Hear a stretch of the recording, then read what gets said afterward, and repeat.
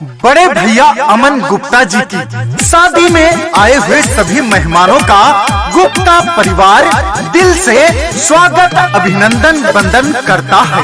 अमन भैया और ज्योति भाभी की जोड़ी हमेशा सलामत रहे। शादी की ढेर सारी बधाई व ढेर सारी शुभकामनाएं। गायक अजीत सिंह अष्ट। देखो हमारे भैया के बारात आई है, देखो अमन भैया के बारात आई है, पूरे डीजे बैंड बाजा के साथ आई है, पूरे डीजे बैंड बाजा के साथ आई है। देखो हमारे भैया के बारात आई है, देखो अमन भैया के बारात आई है, देखो अमन भैया के बारात आई है, भैया के बारात आई है।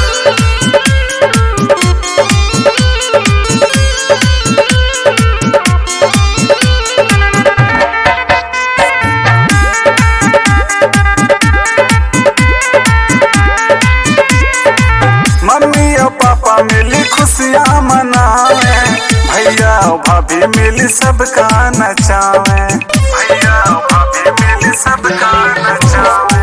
यार दोस्त मिली पैसा लुटावे, डीजे पर जम के कमरिया हिलावे। उनके जिंदगी के नया शुरुआत आई है, उनके जिंदगी के नया शुरुआत आई है। देखो हमरे भैया के बारात आई है, देखो अमन भैया के बारात आई है, पूरे डीजे बैंड बाजा के साथ आई है।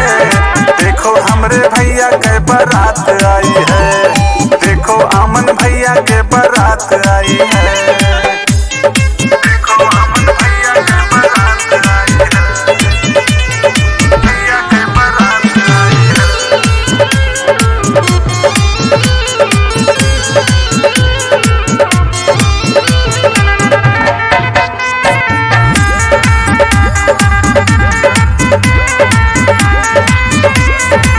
मामा और मामी मिली खुशियाँ मनावे, बुआ फूफा सबका नचावे, बुआ फूफा सबका नचावे।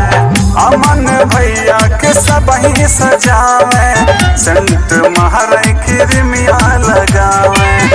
मामा कहे कि खुशी की बरसात आई है, फूफा कहे कि खुशी की बरसात आई है। देखो पूरे भुलई से बारात आई है, देखो अमन भैया के बारात आई है, पूरे डीजे बैंड बाजा के साथ आई है। देखो अमन भैया के बारात आई है, देखो हमरे भैया के बारात आई है, देखो अमन भैया के बारात आई है, भैया के बारात आई है।